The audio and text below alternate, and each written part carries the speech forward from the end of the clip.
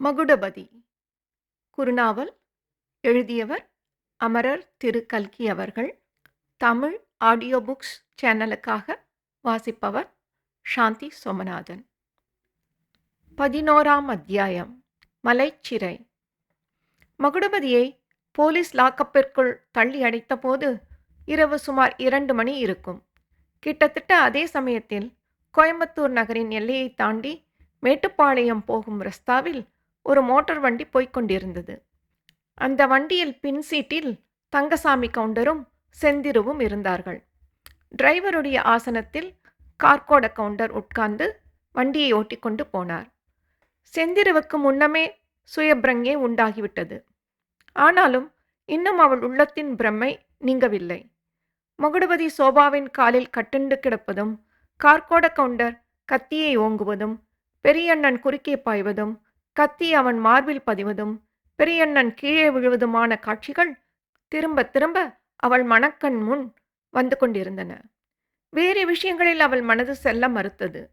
கத்திக்குத்து, அரிவாள் வெட்டு முதலியவைகளை குறித்து பேசுவதை அவள் சர்வசாதாரணமாய் கேட்டிருக்கிறாள். ஆனால் இம்மாதிரி சம்பவம் எதையும் அவள் இதுவரைக்கும் பார்த்தது கிடையாது. ஆகையால்தான் அந்த பயங்கர காட்சி அவள் மனதில் அவ்வளவு ஆழமாய் பதிந்துவிட்டது. கார்கோட கவுண்டர் கத்தியை ஓங்குவது நினைவில் வரும்போது அவள் கண்களை இறுக்கி மூடிக்கொள்வாள். உடம்பு விடவிடவென்று நடுங்கும். பெரியண்ணன் மார்பில் குத்திய கத்தி உண்மையில் தன்னுடைய மார்பில் பாய்ந்து விட்டதாக அவளுக்கு சில சமயம் தோன்றும். கத்தி பாய்ந்த இடத்தில் வலிப்பது போலவும் இருக்கும். காரில் வேகமாய் சென்றபோது இரவு நேரத்தின் குளிர்ந்த காற்று விற்றென்று அவளுடைய முகத்தில் அடிக்கத் தொடங்கியது. இதனால் சிறிது சிறிதாக அவளுக்கு சிந்திக்கும் சக்தி ஏற்பட்டது. தான் காரில் போவதும், தன் பக்கத்தில் தங்கசாமி கவுண்டர் உட்கார்ந்திருப்பதும் மெதுவாக மனதில் வந்தன. கார் எங்கே போகிறது என்ற கேள்வி எழுந்தது. சுற்றுமுற்றும் சாலையை பார்த்தாள். இருட்டாயிருந்தாலும் அது மேட்டுப்பாளையம் போகிற சாலை என்று ஒருவாறு தெரிந்தது. தன்னை சிங்கமேட்டுக்குத்தான் கொண்டு போகிறார்கள் என்று எண்ணிக்கொண்டாள். அப்புறம் கொஞ்சம் கொஞ்சமாக அன்று காலையிலிருந்து நடந்த சம்பவங்கள் நினைவுக்கு வந்தன. அவையெல்லாம் உண்மையாக நடந்தவைதானா என்று அடிக்கடி சந்தேகம் உண்டாயிற்று. அந்த வீட்டில் தான் மூர்ச்சியடைந்து விழுந்த பிறகும் என்ன நடந்திருக்கும்? பெரியண்ணன் செத்துப்போனவன் தானா? ஒருவேளை பிழைத்திருப்பானா? ஐயோ பாவிகள், அந்த அழகிய வாலிபரையும்! இச்சமயத்தில் ஏதோ மங்கிய கனவில் கேட்டது போல் பின்வரும் பேச்சுவார்த்தைகள் அவள் நினைவுக்கு வந்தன. பையனை என்ன செய்திருக்கிறீர்கள்? செய்கிறது என்ன? சோபாவின் காலோடுதான் கட்டி இருக்கிறதே. பத்திரமாய் இருக்கிறான். பையனை 1 மாதத்திற்குள் தூக்கு மேடைக்கு அனுப்பாமற் போனால் நான் கள்ளிப்பட்டி சென்னிமுத்து கவுண்டன் மகன் அல்ல. பையன் நடந்ததையெல்லாம் சொல்லிவிட்டால் நாம் சொல்வதை நம்புவார்களா, அவன் சொல்வதை நம்புவார்களா? இந்த பெண் சாட்சி சொன்னால்? சீ பைத்தியமே, இவளுக்கு கூடவா பயப்படுகிறாய்? இனிமேல் இவளை யார் வெளியில் விடப் போகிறார்கள்? நம்மை மீறி சாட்சி சொல்லிவிடுவாளா? போலீஸ் உளவு விசாரித்தால்? போலீஸ் போலீஸ் என்று அடித்துக் கொள்ளாதே. போலீஸ் எல்லாம் என் கைக்குள் என்று தெரியாதா? நீ பேசாமல் இரு, நான் எல்லாம் பார்த்துக்கொள்கிறேன். இவ்விதம் தன் சித்தப்பாவின் குரலும் கள்ளிப்பட்டி கவுண்டருடைய குரலும் பேசிக்கொண்டது அவளுக்கு லேசாக நினைவுக்கு வந்தது. அவர்கள் எங்கே இவ்விதம் பேசினார்கள்? தான் எங்கே இருந்து அந்த பேச்சை கேட்டது? செந்திரு கண்களை இறுக்கி மூடிக்கொண்டு யோசனை செய்தாள். அனுமந்தராயன் திரு வீட்டிலிருந்து தன்னை வேறொரு வீட்டில் கொண்டு போய் போட்டதும், அங்கே ஒரு கட்டிலில் தான் கொஞ்ச நேரம் கிடந்ததும் பூர்வ ஜென்மத்து ஞாபகம் போல் நினைவுக்கு வந்தன. அந்த வீட்டில் தான் கட்டிலில் படுத்து கிடந்த போதுதான் தனக்கு உணர்வு வந்துவிட்டது என்பதை அறியாமல் அவர்கள் அவ்விதம் பேசிக் கொண்டிருந்திருக்க வேண்டும். அந்த சம்பாஷணையை துண்டு துண்டாகவும் விட்டு விட்டும் நினைவு வந்த அந்த சம்பாஷணையை செந்திரு அடிக்கடி சிந்தனை செய்தாள். அதனுடைய கருத்து இன்னதென்பதை அவள் அறிந்து கொள்ள கொஞ்ச நேரம் பிடித்தது. விஷயம் இன்னதென்று தெரிந்தபோது அவளுக்கு உண்டான பயத்துக்கும் ஆத்திரத்துக்கும் அளவே இல்லை. பெரிய அண்ணனை கொன்றதாக அந்த காந்தி குல்லாக்காரன் மேல் கொலை குற்றம் சாட்டப்போகிறார்கள். அந்த குற்றத்துக்காக அவரை தூக்கில் போடப் போகிறார்கள். ஆகா, எப்பேற்பட்ட பாதகம்! என்ன பயங்கரமான அக்கிரமம்! இதை நினைக்க நினைக்க செந்திருவின் அறிவு விரைவாக தெளிந்து வந்தது. அந்த அக்கிரமத்தை தவிர்க்கக்கூடியவள் தான் ஒருத்திதான் என்பதை அவள் உணர்ந்தாள். பெரியண்ணன் இன்னொருவர் கையினால் குத்துப்பட்டதை அவள் கண்ணால் பார்த்திருக்கிறாள். கோர்ட்டில் அவள் போய் சொன்னால் நிச்சயமாக அந்த காந்தி மனுஷருக்கு தண்டனை விதிக்க மாட்டார்கள். இதை எப்படியாவது தான் நிறைவேற்ற வேண்டும் என்று அவள் பல்லை கடித்துக்கொண்டு தீர்மானித்தாள். அதற்கு எத்தனையோ காரணங்கள் இருந்தன. பெரியண்ணன் தன் பேரில் அன்பு வைத்த காரணத்தினால் குத்திக் கொல்லப்பட்டான். அவனுக்காக பழிக்கு பழி வாங்க வேண்டும். அந்த வாலிபர் தன்னால் இந்த பெரிய அபாயத்தில் மாட்டிக்கொண்டிருக்கிறார். ஒரு எறும்பை கூட கொல்லத் தயங்கக்கூடிய அந்த காந்தி மனுஷர் தன்னால் இப்பொழுது கொலை குற்றம் சுமத்தப்பட்டிருக்கிறார். அவரை எப்படியாவது விடுவிக்க வேண்டும்.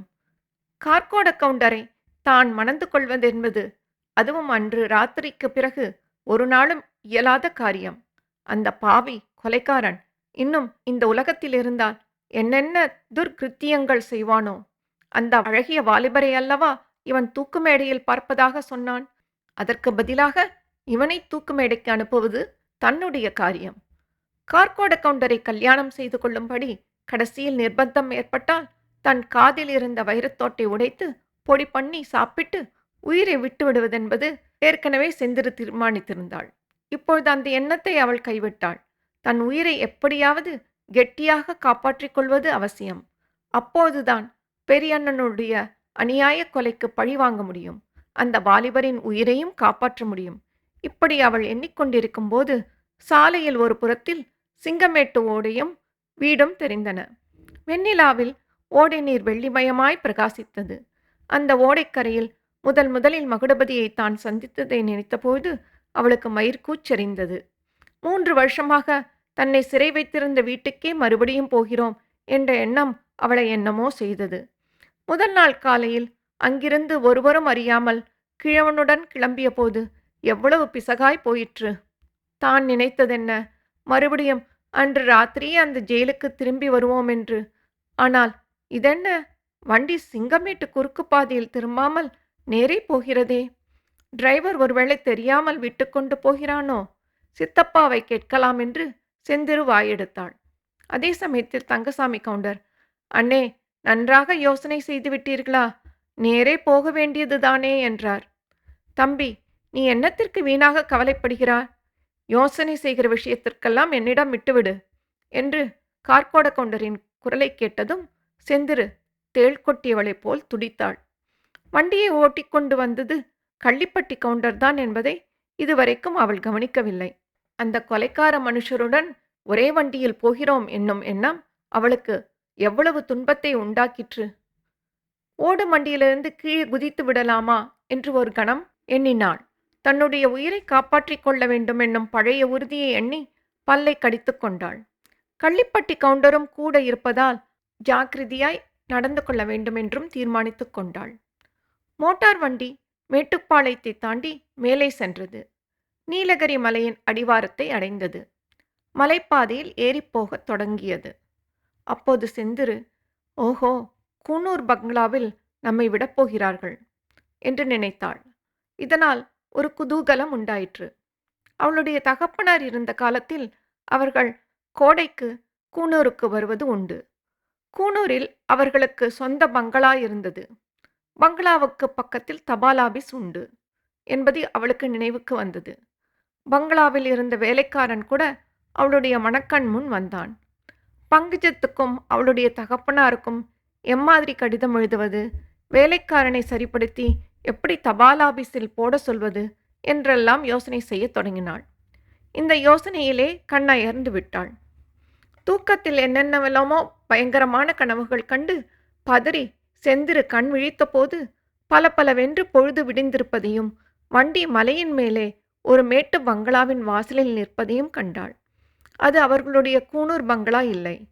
சுற்றிலும் வெகு தூரத்துக்கு மனித வாசஸ்தலமே காணப்படவில்லை. நாலாபுறமும் செங்குத்தாக வளர்ந்த யூக்கலிப்டஸ் மரங்கள் தான் காணப்பட்டன. தங்கசாமி கவுண்டர் கீழே இறங்கி செந்திருவை பார்த்து, இறங்கு கீழே என்றார். செந்திரு இறங்கினாள். போ உள்ளே என்று உத்தரவு பிறந்தது. செந்திருவுக்கு அந்த சூனியமான பங்களாவில் புகுவதற்கு தைரியம் வரவில்லை.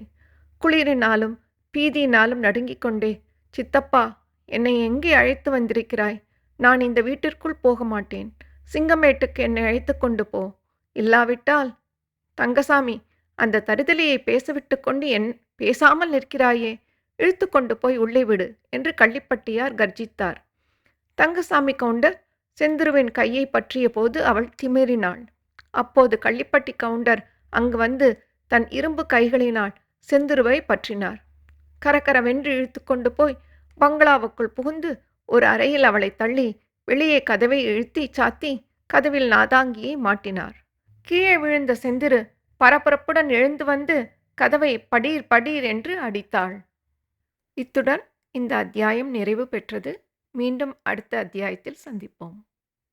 தங்கள் கருத்துக்களை tamilaudiobooks@gmail.com என்ற இணையதள முகவரிக்கு தெரியப்படுத்தவும்.